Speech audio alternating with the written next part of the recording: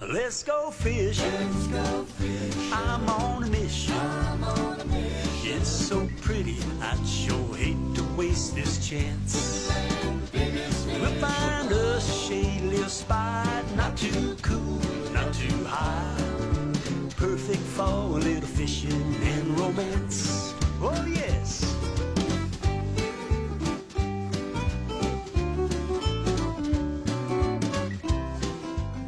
Well, I was watching them guys last night pulling them in dark there with lights. I thought I'd just break my lights out and see if I could catch some after dark.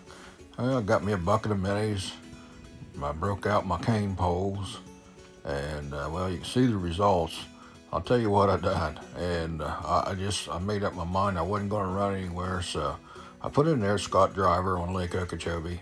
And I went and thought, I'm just going to go right straight across from the mouth and anchor up and see how I do. Well, I went over there and I couldn't get the poles out fast enough, and I was catching them. I mean, that's how many fish, that's how many crappie, speckled perch, or whatever you want to call them, are in that river. And I was watching people up and down the river before it got dark, and everybody was pulling them out. This fishery just amazes me how many crappie and specks are in this lake. And this is February, and people were kind of complaining a little bit about the bass fishing, but them bass, they don't like it. Like, it got down to 40 degrees the last 2 nights. They don't like that cold weather like that. They'll turn on, but this is still a good fishery for bass and crappie and catfish. I mean, they commercial fish this for catfish, and I mean, they bring them in by 1,000 pounds, 1,200 pounds a night, and they can't use nets. They're using trot lines. I mean, you got to use trot lines. So this Lake Okeechobee is just an amazing lake. It really is when it comes to the fishery, and especially up north right now, they've got sub-degree weather and snowing and cold. And you can't go fishing. So I don't care if you like to fish for catfish, you like to fish for bass, you like to fish for crappie. Guys, come on down here and pull your boat down here. Get out of that cold weather for a little bit. You'll catch fish. All you got to do is stop in your Garrett's Tackle and ask them, what's going on, where to go, and what to use, and they'll steer you in the right direction. But you can see, it was non-stop. But I did catch for some reason, I caught a bunch of little ones. I probably caught as many little ones as I did keepers.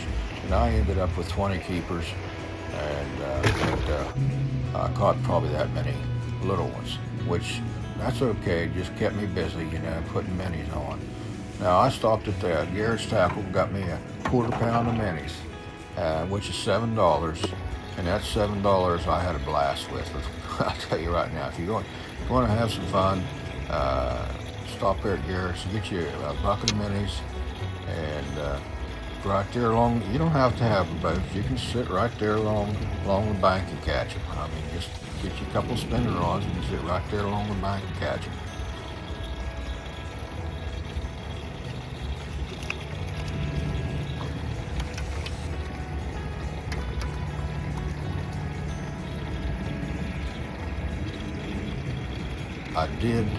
I still got 4-pound test on my cane poles.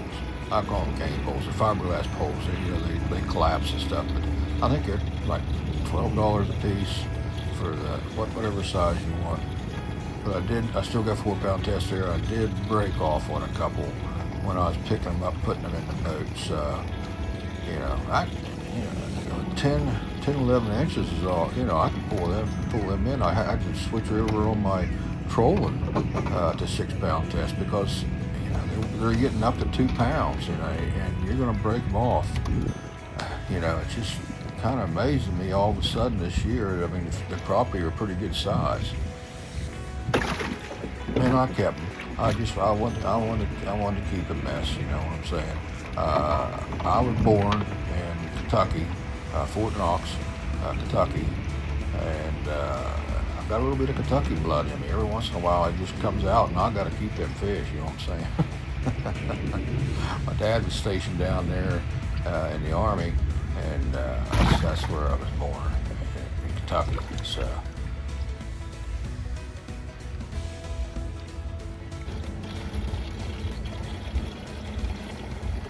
I was raised in West Virginia. My dad moved to, my parents moved to West Virginia and worked in the aluminum.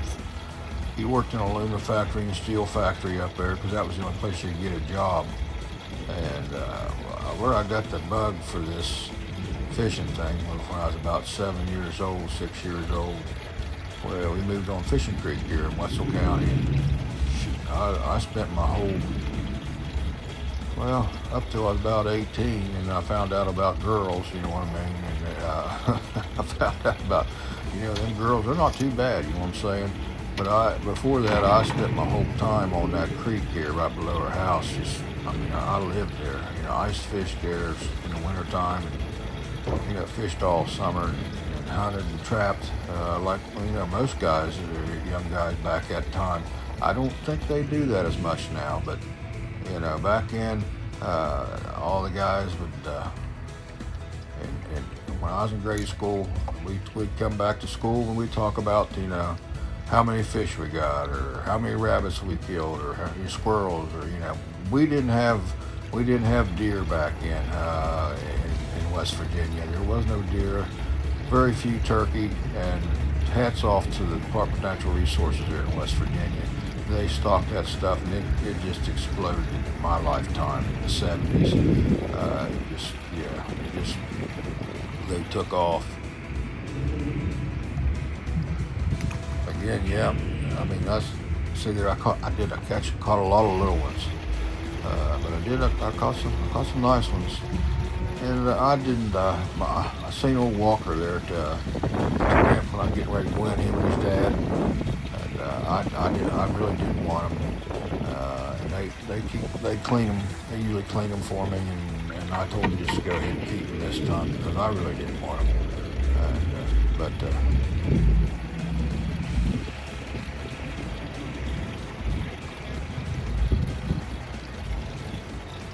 The only bad thing about using minis is like using that bang when I was trolling. They swallow it, and I had to break off and tie on hooks in the dark with my light and my glasses. Shoot, I have a hard time tying hooks on in the middle of the day, let alone in the dark. I mean, 72 years old. See that light there I got? You can get them at the Garrett's Tackle Shop. I set that thing down in the water. I've never used it. It's been in there for about 4 years, and in my boats. I thought, I'm gonna try this thing. So I plugged it in, and I set it down in the water like they say you do, should, or anyhow. And I'm telling you, they work. They work. I mean, it drawed them crappie in there at dark, and I only stayed about 8 o'clock. But they crappie come in, and then I had 4 lights there, and I was catching them. I mean, it really works, guys. If you want to go out at night, but what I found out too is from years going past, night fishing for catfish, you want to be set up before it gets dark. You don't want to go out there at dark and try to set up. You have everything all set up, ready to go, and that way, you're not fumbling around with stuff. Yeah, it's kind of interesting. I can see the boats in the daylight right before dark. And again, just at dark, I looked up that river towards the dam, and I looked down towards the mouth down there, Lake Okeechobee. As far as I could see, guys, there was boats lit up, pontoon boats, and guys got generators on them, and they got big lights on there, and they were pulling the fish in. And this is every night. Man, like I said, this is just an amazing fishery. Every night, every year.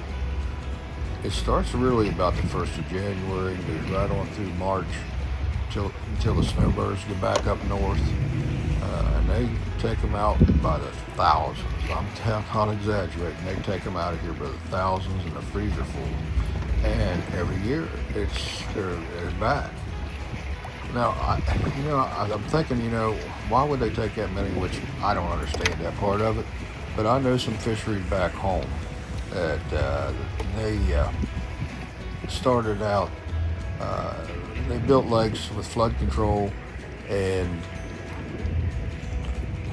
they didn't allow you to take the fish out of them for a while. And what happens is, if they get overpopulated and there's not enough feed, the crappie specks they'll get, 8 inches will be a big one. They'll get stunted. You know what I'm saying? So maybe that's what the secret is on this lake, is they harvest enough fish out of here that every year there's plenty of feed for them. Same way with the bass. They kind of control that a little bit too. I mean, FWC kind of monitors that and watches what goes on, and they kind of know what's going on. I used to think maybe you just take 12 for a limit, but I don't think it hurts to take them out of here, because they have thousands and thousands of eggs every time they spawn.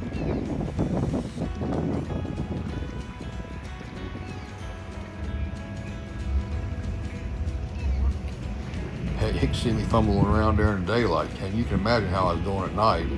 I wouldn't want to do this every night. I wanted to set up and do this before it got real hot and the mosquitoes got really bad. Before that happened, and it was like in the 50s, low 60s, and it was just comfortable. I mean, really comfortable. I quit at 7:30, I think. About 7:30. It started about 5 o'clock. Got there about 5. I was there about 2 hours, and I caught 20 keepers and 20 short ones. And I wouldn't want to do this every night. But I wanted to show you how you can do it though. I mean, you don't have to put a lot of money into lights or whatever. Just you don't have to buy a generator. If you're going to be out there for a couple hours after dark, you don't need a generator. You just get you some real bright lights. Like I got a spotlight there right below me there. I put in the water underneath them 4 poles. Then the other one I put that green light there on it, and then I had a couple battery lamps that I was using, and that worked pretty good, which I could see what was going on in the boat. And then I put a spotlight on my head so I could, whenever I'm looking at them, that light's looking at it. If you've never done it, you ought to try it. I mean, it's a fish come to them lights. I guess the bait comes in there, minis come in, and then the crappie just follow. And it works. It really works. You can see I was trying to get the hooks out of them because I didn't want to tie another hook on it. Them rascals, they swallowed her now. I tried to grab that pole as quick as I could, but a crappie bite, you guys can understand what I'm saying. A crappie bite is really soft. I mean, they'll just, if you get a float on there, you want your float, it'll go down real slow. Well, I don't use floats in this type of fishing. I just watch the end of the pole, and every once in a while you can't catch them, and then they'll swallow it down. Then you have a heck of a time getting the hook out of them. And I got them out most of the time, but most of the time I had to break them off and retie. And like I said, that was a pain in the rear end because, I still got 4-pound test. You can't see to get the doggone line through the eyes.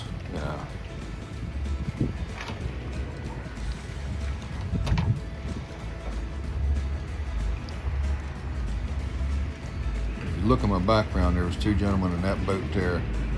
And I just glanced down there every once in a while, and they were catching them too. I mean, they when I first got there, I think that's a pontoon. No, that's their boat. I first got there, they were out about 15 yards out farther than I was right there. And the only reason I was sitting right there, I could put my power poles down, put an anchor down there, and keep me from. There's a lot of boat traffic right there across from Scott Driver all the time of the night. But they were in on the bank. They were close to the bank. I mean, I could almost, touch the trees there. Well, I put my power poles down. They're 10 foot, and them guys wasn't catching anything. And I think it was just, a lot. They moved in closer to the bank, and I watched them. They just started pulling them in. I mean, they just started pulling them in right and left. And they were using bobbers, but they didn't get stay after dark. But I think they got like 15 or 20 after they moved in there close to the bank. And I was talking to another gentleman, and he was telling me right above the bridge here, right above the bridge, there's a shelf that runs right along here where they dug out for this river, and they just kind of, if you get on that break, it just goes straight up and down. It goes like from 2 foot to 10 foot, and them fish just follow that shelf up through there.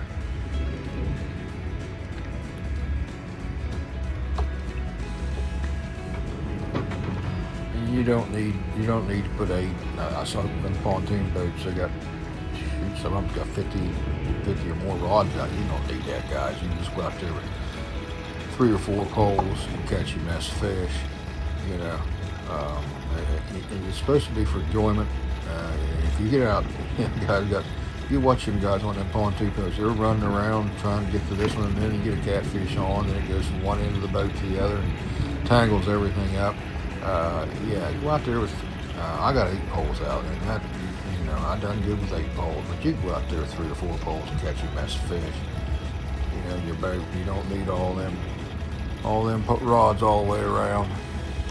I just wanted to make sure that I had enough poles out there that I could show you, you know, how they do it. I mean, it's pretty simple. I mean, I don't use no floats. I just use the poles, you know. And see, the poles are 10 foot long.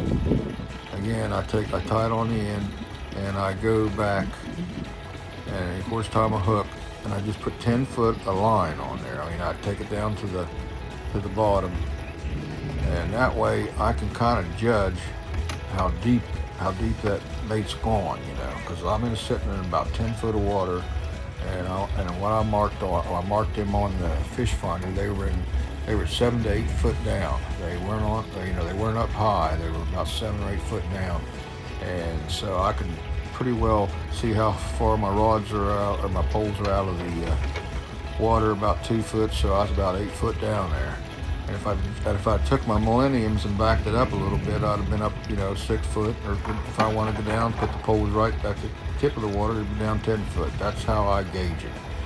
You know, and usually I don't put them all the same length. What I'll do is I'll stagger them until I start catching some fish.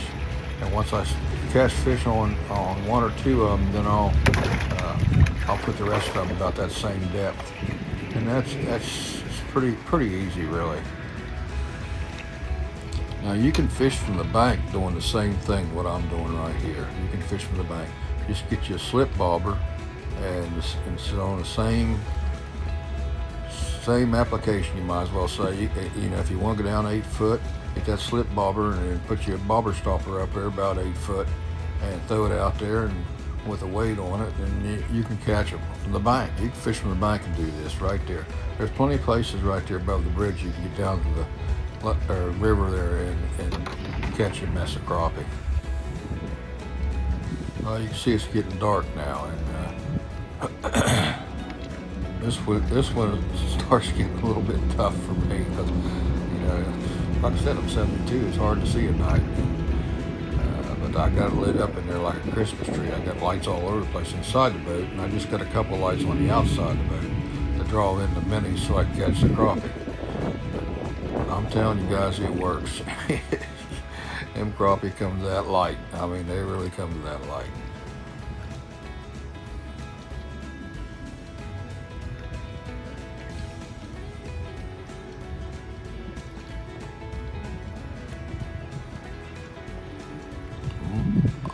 If I'd done this a lot, I'd have to put something on the end of my pole so I could see my pole, because it's hard to see them even with the light, all the lights I had. It was just hard to see the end of your pole going down.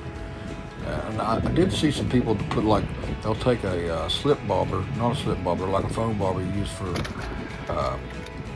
bass fishing, and they'll put that right on the line, right at the tip of their pole. That way they can see it better.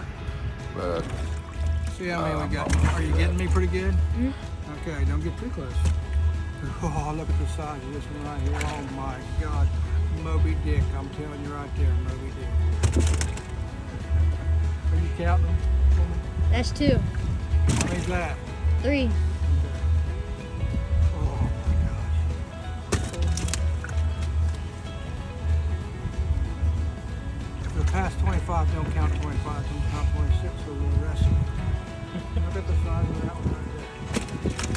many's that? 5, Okay. 6, 7, 8, 9, 10, Oh, there's a big one. That's a line burner there. 12, How many you got now? 12, 12, you sure? mm-hmm, All right. 13,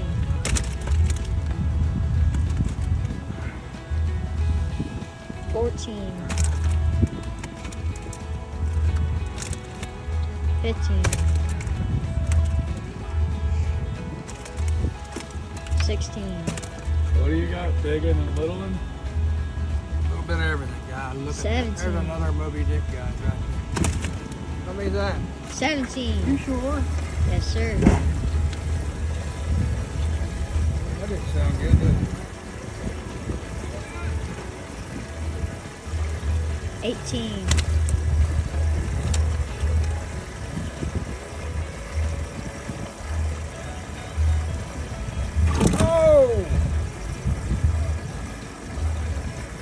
19,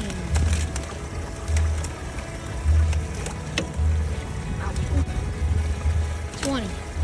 Get it? Mhm. All right. Get up there and take a picture. Video them in there. Can you video them in there? There you go. Hold up in there. There you go.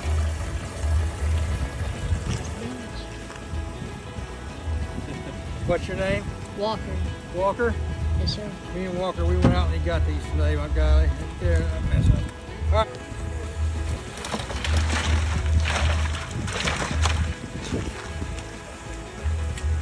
Here you go, Walker. Video them all in there for me, would you, buddy? Thank you, I appreciate it.